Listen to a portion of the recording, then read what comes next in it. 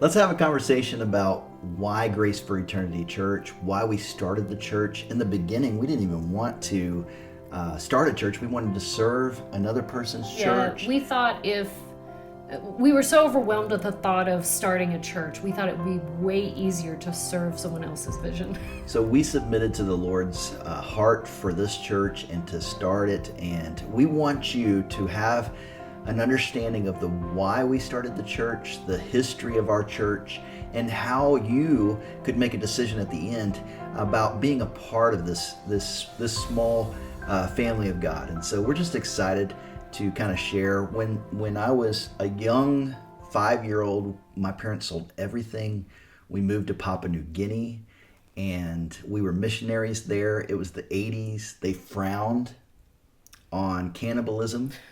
But there were signs of that in the highlands. Where we were located, there was a large church that needed a Bible school, and my parents started that Bible school. And I'm laying this foundation because I was so excited to see miracles.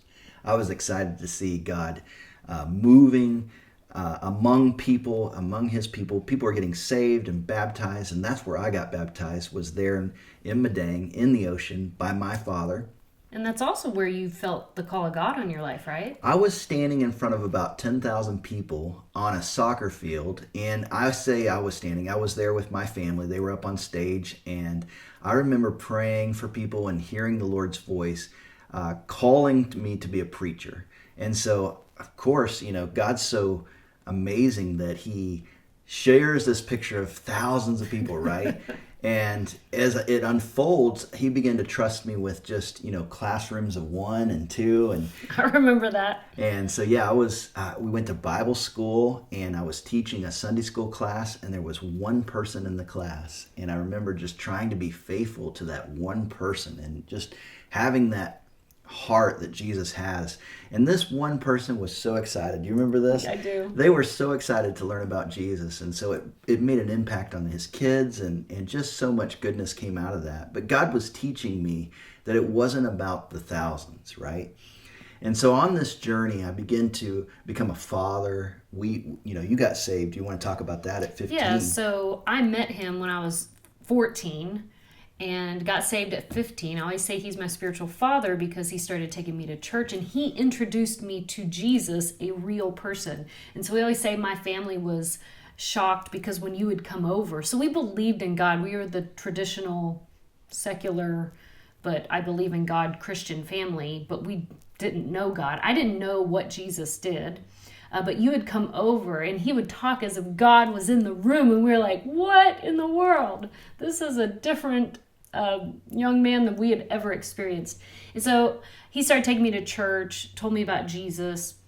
I then in my own home decided I wanted to give my life to the Lord. I got saved, super radically saved. I was that on fire. I was super insecure, and then when I got saved, I just was very bold for Jesus. I really loved the Lord. There was such a sweet freedom there. And then we went to Bible school together here in the local area, and it was very faith-driven, wonderful foundation of faith. And I would say this, we began to focus more on our performance, right?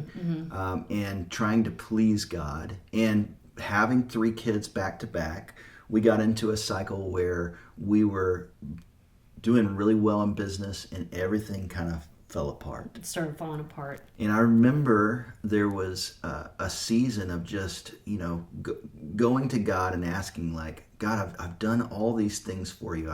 I basically was bringing my works to God, saying I should be blessed. I've heard all these sermons in the local area about, living a blessed family life because, I've given my 10%. I've given my, I've given the time in prayer. I've given this. I've given that. Why are all these bad things happening to me? Why would my health be going bad? It must be my performance. It must be my sin. And so I began to become so sin focused instead of Christ focused. I began to look for sin, and not only in my life, but sin in everybody's life. And so it became a place where it was destroying my marriage, it was destroying my health, it was destroying my business, And I was doing flooring at the time, and I remember we were at the brink of bankruptcy. And my wife set me down, and she had been spending time with some women in church that were just breathing grace into her. And I love this moment because she goes to me and she says, listen, if things get worse, and she begins to list all the things I was failing at. And that's what every husband wants to hear, right? All the things you're failing at. But by the time she got to the end of each one, she would say, like, if our finances get worse, I'll still love you. And if our marriage still gets worse, I'll still love you. And by ending it with that, it actually unlocked a place in my heart where I received unconditional love to be able to go to my own quiet time. I didn't have a response to her, but I had a response to God where I went to my prayer closet and I heard the Lord say for the first time, Brandon, if you never do anything for me, I'll still love you. This is the kid who had traveled the world, who went to evangelism school and thought he was going to preach in front of thousands. Like I didn't have any of that ministry time. And so I thought I was failing. And so for the Lord to say, if you never do any of that ministry, I'll still love you, I began to walk that out and be content for the first time in my life and really understanding what grace and his performance really means. Mm-hmm. And so I know in my home, things began to get back in order. And you can kind of speak to this where I was fine just pastoring my home. Mm-hmm. And we started this off saying, man, we would love to just serve another church. And we'd been volunteering for almost 2 decades, and we were fine with serving another local church. But grace was radically changing our home. It was like getting born again. Yeah, this grace message was very powerful for our marriage, and then it multiplied in every other area of our life. And so we thought pre-grace, we thought if we were good enough and could please God and put him first in every area, then God would bless us and heal this and heal that. And the truth is, when we receive the gospel, which is grace, and it's a free gift, it's that's the thing that manifested healing in our life, and especially more important than anything, our relationship with each other, because we were on the brink of divorce. Yes. And so for God to minister to me grace through some ladies, and then for me to minister grace to Brandon, it radically changed our home and multiplied in many, many areas. Well, and a lot of the teaching that we had been under was like, once you receive Christ, then there's this incredible change and nothing's ever the same. And you got to remember, I was baptized and saved at 5. And then my story is my parents divorced in my teen years. And so my home was broken. And there was so much turmoil in our house. And so this leads us to the vision of this church. So the vision of this church is to heal the home and heal the world. Mm-hmm. And so as much as I didn't want to go down the same road of having a broken home, the more I focused on myself and my performance, the more broken my home was. And so when we say heal the home, heal the world, what we're asking is not for Grace for Eternity to heal it. It's for Jesus. It's for grace.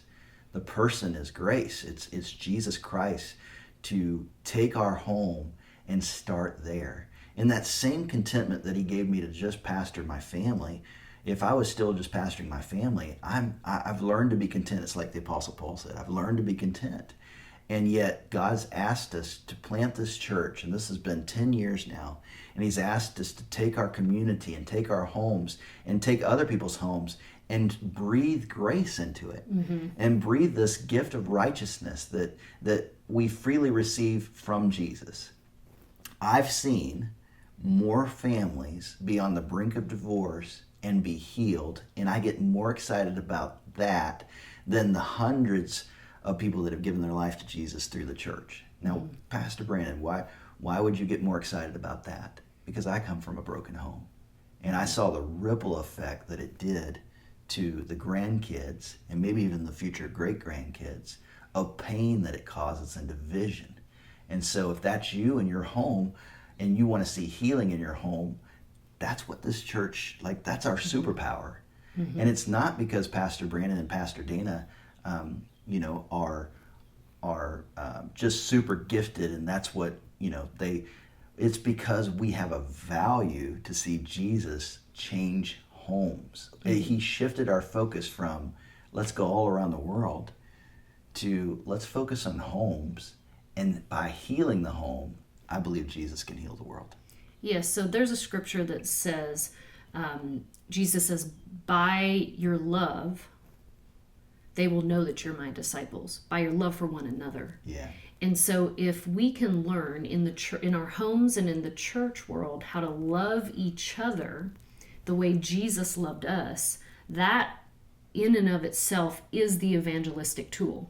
True. Well, and I'll say this, the man who Jesus set free, he was a man, he was a Gentile that was demon possessed, and they called it legion, like thousands of demons, right? And when Jesus set him free, that man wanted to follow Jesus into the country of Israel, or into where the Jews were, to say, okay, look, who wouldn't want to follow Jesus? Take me with you. And Jesus says this. He says, I want you to stay home, and I want you to tell those around you of what I've done for you. Hang on, I want to follow Jesus, and I want to be a disciple. Well, the great gift that Jesus gave him was take the grace that I've given you and the freedom I've given you and take it to your home. And so that's our vision. Mm-hmm. That's our vision, is heal the home, heal the world. And I believe it's like an explosion that goes off. Mm-hmm.